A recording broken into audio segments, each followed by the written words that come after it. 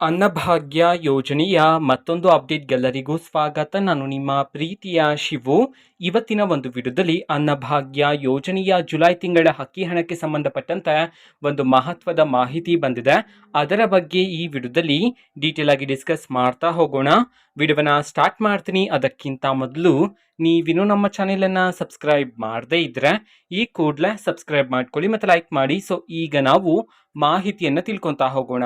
ಅನ್ನಭಾಗ್ಯ ಯೋಜನೆಯ ಜುಲೈ ತಿಂಗಳ ಅಕ್ಕಿ ಹಣವನ್ನು ಇವತ್ತು ಅಂತಂದರೆ ದಿನಾಂಕ 17/8/2024 ಇವತ್ತು ಜುಲೈ ತಿಂಗಳ ಅಕ್ಕಿ ಹಣವನ್ನು ಬಿಡುಗಡೆ ಮಾಡಲಾಗಿದೆ ಅಂತ ಹೇಳಿ ಈಗ ಮಾಹಿತಿಯನ್ನು ತಿಳಿಸಿರ್ತಕ್ಕಂಥದ್ದು.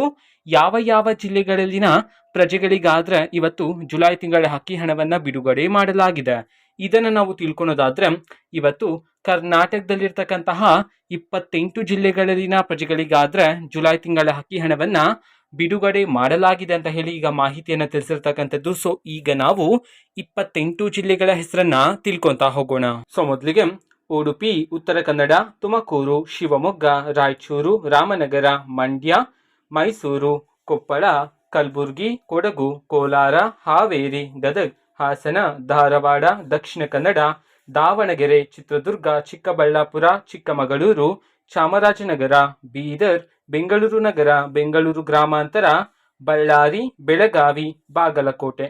ಸೊ ಈ 28 ಜಿಲ್ಲೆಗಳಲ್ಲಿನ ಪ್ರಜೆಗಳಿಗಾದ್ರೆ ಇವತ್ತು ಜುಲೈ ತಿಂಗಳ ಅಕ್ಕಿ ಹಣವನ್ನ ಬಿಡುಗಡೆ ಮಾಡಲಾಗಿದೆ ಅಂತ ಹೇಳಿ ಈಗ ಮಾಹಿತಿಯನ್ನು ತಿಳಿಸಿರ್ತಕ್ಕಂಥದ್ದು. ಓಕೆನಾ? ಸೊ ಇದು ಇವತ್ತಿನ ಒಂದು ವಿಡಿಯೋ.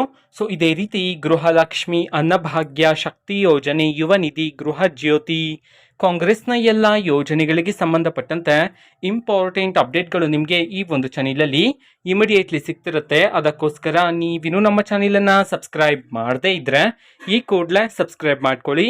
ಸಬ್ಸ್ಕ್ರೈಬ್ ಮಾಡೋದ್ರ ಮುಖಾಂತರ ನಾನು ಯಾವುದೇ ವಿಡಿಯೋ ಹಾಕಿದ ತಕ್ಷಣ ನಿಮಗೆ ನೋಟಿಫಿಕೇಶನ್ ಸಿಗುತ್ತೆ.